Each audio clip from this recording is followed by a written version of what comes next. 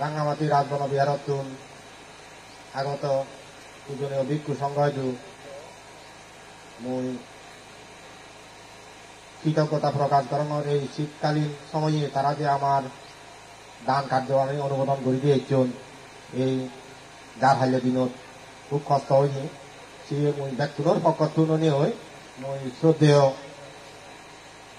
সত্যপ্রেম মানতে এবং পূজনীয় ভিক্ষু সংঘয়ু মুই ব্যক্তির পক্ষ নিয়েও মুই সে কৃতজ্ঞতা প্রকাশ করানো।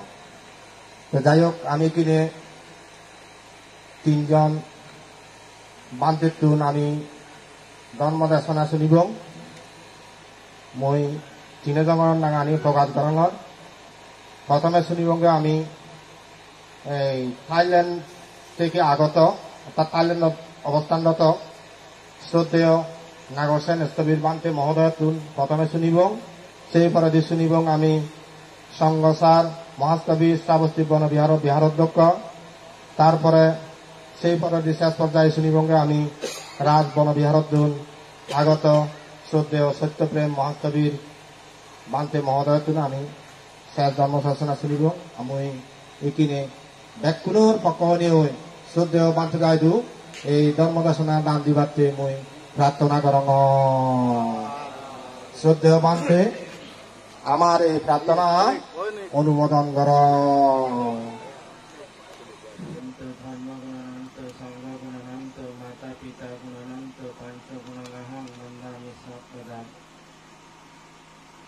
আজকের এই শ্রাবস্তী বনবিহার কর্তৃক আয়োজিত পরম পূজ্য আর্য শ্রাবক শ্রীমৎ সদানন্দ মহাস্থবির বনবান্তের নবম মহাপরিনির্বাণ বার্ষিকী উদযাপন উপলক্ষে আয়োজিত বিকালবেলা অনুষ্ঠানের পরমারাধ্য সংঘ প্রধান শ্রীমৎ সত্যপ্রেম মহাস্থবির মহোদয়কে আমার সশ্রদ্ধ বন্দনা নিবেদন করছি। তার সাথে আমি বন্দনা নিবেদন করছি আজকের এই অনুষ্ঠানে উপস্থিত মহাতেরো আর্যযোগ্য বিহার অধ্যক্ষ সহ উপস্থিত অনুত্তর পূর্ণক্ষেত্র ভিক্ষু সংঘকে জানাই আমার সশ্রদ্ধ বন্দনা। তার সাথে আমি আমার মৈত্রীময় শুভেচ্ছা এবং আশীর্বাদ জানাচ্ছি আজকের এই অনুষ্ঠানের উপস্থিত উপাসক উপাসিকা তথা কল্যাণ মিত্র ছোট বড় সকলকে আমার মৈত্রী এবং আশীর্বাদ প্রদান করছি। আসলে এখানে আজকে আমি প্রথম এসেছি আপনাদের মাঝে উপস্থিত হয়ে আপনাদের সাথে আমি আমার অভিজ্ঞতা বহিঃপ্রকাশ করতে গিয়ে আমি অত্যন্ত আনন্দ উপভোগ করছি। কারণ সকালবেলার অনুষ্ঠানটা আমি দেখে মুগ্ধ হয়েছিলাম, যে কারণে আজকে যে আপনারা যার উদ্দেশ্যে দান দিচ্ছেন সেই দানগুলা উপাসক উপাসিকা কর্তৃক সংঘকে দান দিচ্ছেন। উপাসক উপাসিকা কর্তৃক যদি দান দেওয়াটা না জানেন তাহলে ভিক্ষু সংঘ কিভাবে দান গ্রহণ করবেন? আমি হয়তো জানি না আপনারা আমার ভাষা আপনারা বুঝতে পারছেন কিনা, আমার মনে হয় আপনাদের সমস্যা হচ্ছে। যা হোক, যদি না বুঝে থাকেন তাহলে ক্ষমা সুন্দর দৃষ্টিতে দেখবেন। তো দায়ক দায়িকা যদি দান দিতে হয় তাহলে দায়ক দায়িকাদের কি বলতে হবে? ইমানি মায়াং বান্তে, আমি আপনাদেরকে সংঘকে দান দিচ্ছি। আর কি আজকে সকালবেলা যেভাবে আপনারা সম্পাদন করেছিলেন, তো বিকালবেলা এসে মনে হলো শুধু উপস্থিত দায়ক দায়িকাদের মধ্যে একজনই পরিপূর্ণ বৌদ্ধ, যার কারণে বিকালবেলা আমাদেরকে ভিক্ষু সংঘকে বলতে হয়েছে, অনুষ্ঠান উৎসর্গ করতে হয়েছে।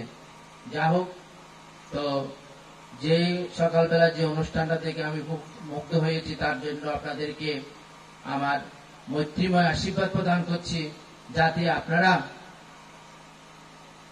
শুধু একজন নয়, প্রত্যেকে যাতে সংঘকে দান দেওয়ার উৎসর্গটা নিজেরা করতে পারেন।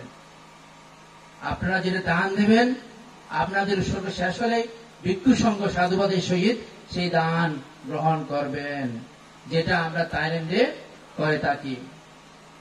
যা হোক, আজকে যাকে নিয়ে, যার উদ্দেশ্যে আজকের এই আয়োজন, তিনি হচ্ছেন আমাদের পরম গুরু, আমাদের কল্যাণ মিত্র, আমাদের ধর্মীয় গুরু, সেই আর্য শ্রাবক শ্রীমৎ সাধনানন্দ মহাস্তবীর মহোদয়ের উদ্দেশ্যে।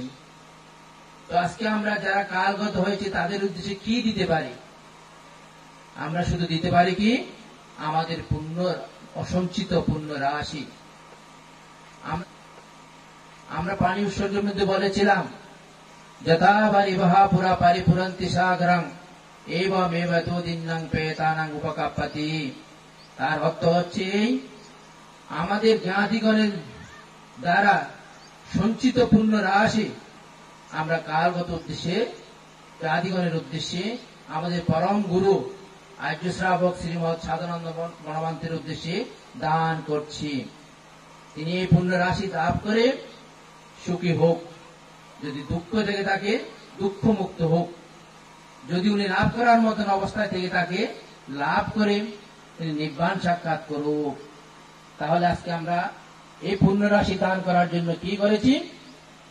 দান করেছি, পদ্মমূর্তি দান করেছি, অষ্টপরিষ্কার দান করেছি, 1000 প্রদীপ দান করেছি। দানের কিন্তু একটা সুফল আছে।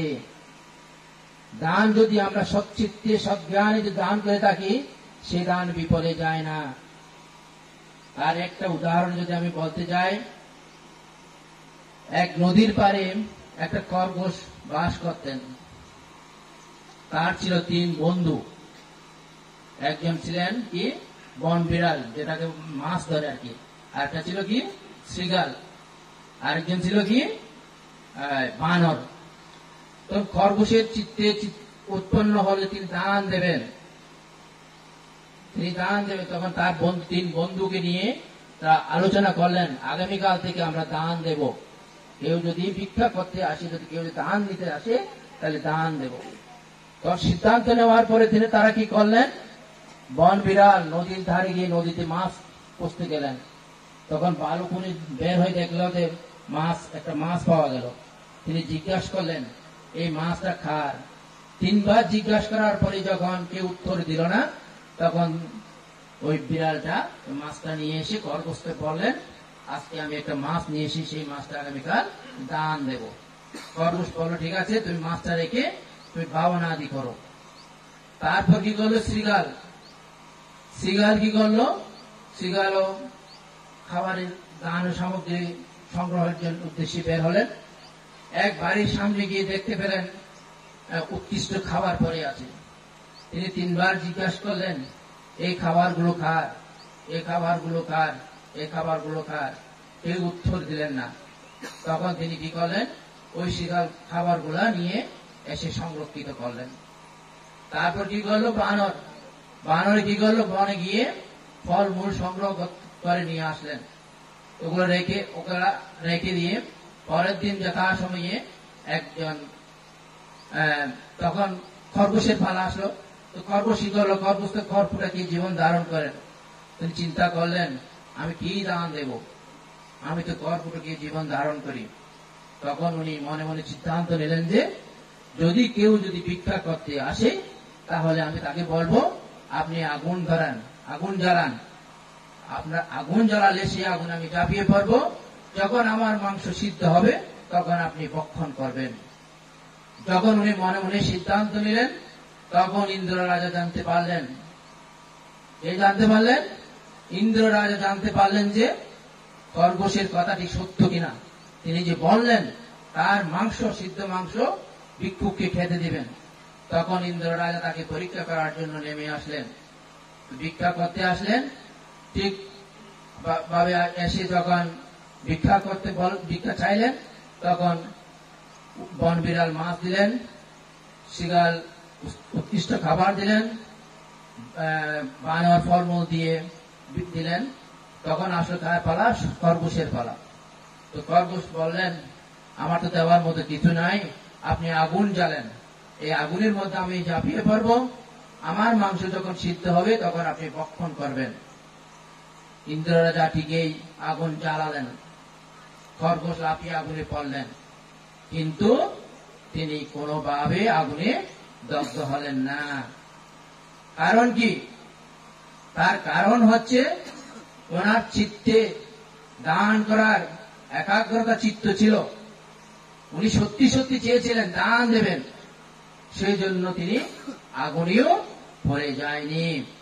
তাই আপনারা যদি সচ্চিত্তে সজ্ঞানে আপনারা দান করেন, সেই দানের সুফল আপনারা পাবেন। পাবেন কিনা? আপনারা যারা বৌদ্ধ, আমরা যারা বৌদ্ধ, আমরা যারা গৃহী, তাদের জন্য তথাগত সম্যক সম্বুদ্ধ বলেছিলেন আপনারা দান করবেন, আপনারা দান করবেন, শীল পালন করবেন, ভাবনাদি করবেন। সেটা আমরা যারা বৌদ্ধ আমাদের করণীয় কর্তব্য। আর যারা শীল পালন করেন তারা শীলের গুণে, শীলের প্রভাবে, শীলেনা সুগতিয়ান্তি শীলেনা ভোগ সম্পদা শীলেনা নিপুতিয়ান্তি তস্মা শীলাং বিশুদ্ধায়ে। যারা পরিশুদ্ধভাবে বিশুদ্ধভাবে শীল পালন করেন তারা কোনোদিন অভাবে থাকবেন না। সেদিন এক ভিক্ষু বলেছিলেন, আর শ্রীমৎ সাধানন্দ মহাস্তবীর বলতেন, তুমি 3 বছর নিখুঁতভাবে শুদ্ধভাবে শীল পালন করো, তাহলে তুমি অরেল সম্পত্তির অধিকারী হবেন। শীলের এমন একটা প্রভাব, এই শীলের প্রভাবে আপনি যুদ্ধ থেকে মুক্তি, যুদ্ধ থেকে জয় লাভ করতে পারবেন। শীলের যদি একটা উদাহরণ দিতে গিয়ে যদি আমি বলি, 2 দেশের মধ্যে যুদ্ধ বাঁচলো, তখন 2 রাজার মধ্যে যুদ্ধ হবে। যুদ্ধ করতে গেলে তো সৈন্য লাগবে, অস্ত্র লাগবে, হ্যাঁ, টাকা খরচ হবে, সৈন্য মারা যাবে, লোক মারা যাবে। তখন তারা চিন্তা করলো কি না, আমরা বন্দুক যুদ্ধ করব না, আমরা কি করব? জ্ঞানের যুদ্ধ করব, আমরা জ্ঞান দিয়ে যুদ্ধ করব। তখন তারা সিদ্ধান্ত নিলেন যে না, পণ্ডিত জোগাড় করতে হবে। 2 জন পণ্ডিত নির্বাচিত করলেন, 2 দেশের 2 পণ্ডিত নির্বাচিত করলেন। তখন 2 দেশের মধ্যে যে সীমানা আছে, সীমানের এপার ওপার গিয়ে 2 পণ্ডিত গেলেন। 2 পণ্ডিত গিয়ে, তো ওখানে পণ্ডিতের মধ্যে আবার ভাগ আছে। একজন হচ্ছে কি শীলবান পণ্ডিত, একজন হচ্ছে কি শীলবান পণ্ডিত, আরেকজন হচ্ছে কি দুঃশীল, যার মধ্যে শীলে, যারা কোনোদিন পঞ্চশীল পালন করেন না। আরেকজন হচ্ছে কি যিনি শীলে প্রতিষ্ঠিত, শীলে পঞ্চশীল পালন করেন। তো যিনি শীল পালন করেন তিনি প্রথমে গিয়ে একটা আঙ্গুল দেখালেন। একটা আঙ্গুল দেখানোর অর্থ হলো যে তার দেশের রাজা হচ্ছে একমাত্র রাজা, যিনি প্রজাদের একমাত্র রাজা হচ্ছেন, তিনি সকলের প্রিয় ভাজন। আর অন্যদিকে দুঃশীল পণ্ডিত কি করলেন, তিনি এক আঙ্গুলের পরিবর্তে 2টি আঙ্গুল দেখিয়ে দিলেন। তার অর্থ হলো তিনি চিন্তা করলেন না, উনি যদি যখন একটা আঙ্গুল দেখালেন, নিশ্চয় মনে হচ্ছে না উনি হয়তো কি করেন, মদ পান করেন, 1 বোতল মদ পান করেন, সেটা বুঝিয়েছিল, মনে করেন বুঝিয়েছিলেন। তো উনি কি করলেন, উনি 2টি আঙ্গুল দেখালেন। তো 2টি আঙ্গুল দেখাতে গিয়ে তিনি বুঝলেন কি না, তোর দেশের রাজা যদি, তোমার দেশের রাজা যে 1 বোতল মদ খায়, তাহলে আমার দেশের রাজা 2 বোতল মদ খায়। হ্যাঁ, তার চিন্তা চেতনা হলো কি, ওই যে তিনি তো শীল পালন করে না, তিনি মদ খায়, তিনি প্রাণী হত্যা করে, তিনি ব্যভিচারী করে, তিনি মিথ্যা কথা বলে। হ্যাঁ, সেজন্য ওর চিন্তা চেতনাও ঠিক সেভাবে। এইভাবে করতে করতে কি 2টা আঙ্গুল দেখালেন, তার পরিবর্তে 5টি আঙ্গুল দেখালেন। হ্যাঁ, আবার কি করলো, দুঃশীল পণ্ডিত কি করলো, 5টা আঙ্গুলের পরিবর্তে 10টা আঙ্গুল দেখালেন। এখন 10টা আঙ্গুল দেখানোর পরে কি করলো, যিনি শীলবান তিনি বুক চাপিয়ে দেখালেন। তার অর্থ হলো যে আমাদের রাজা আমাদেরকে আগলিয়ে ধরেন, আমাদেরকে কি করেন, প্রজাদেরকে স্নেহ করেন। আবার ওইদিকে কি হলো, উনি বুকও চাপড়ালেন, আবার পিঠও চাপড়ালেন। তখন 2 পণ্ডিতের মধ্যে তখন যুদ্ধ শেষ হয়ে গেল। কারণ এখন তার কিছু দেখাবার নাই, বুকও চাপড়াতে পারবো না, পিঠও তো চাপড়াতে পারবো না, আঙ্গুলও সব দেখানো হয়ে গেছে। তাই তারা ঠিক করলো না, এখন যুদ্ধ শেষ। তো চলে গেলেন, চলে গিয়ে 2 রাজা এবং 2 পণ্ডিত বসলেন।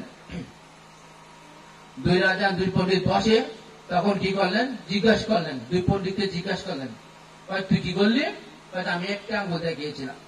তার অর্থ কি? তার অর্থ হচ্ছে যে আমাদের একমাত্র রাজা, আমাদের একমাত্র রাজা, এ আমাদের আর কোনো রাজা নেই। তখন বিপরীত পণ্ডিতকে জিজ্ঞাসা করলেন, তুই কি করলি? আমি দুইটা আঙ্গুল দেখিয়েছিলাম। তার অর্থ কি বুঝালি তুই? আমি বুঝিয়েছিলাম আমাদের রাজা দুই বোতল মদ খায়। কয় বোতল মদ খায়? দুই বোতল মদ খায়। তখন কি করলো, আবার পণ্ডিতকে জিজ্ঞাসা করলো, তুই কি করলি? আমি 5টি আঙ্গুল দেখিয়েছিলাম। তার অর্থ কি? তার অর্থ হচ্ছে যে আমাদের রাজা এবং আমাদের প্রজারা পঞ্চশীল পালন করে, পঞ্চশীল পালন করে। পঞ্চশীলের মধ্যে কি আছে?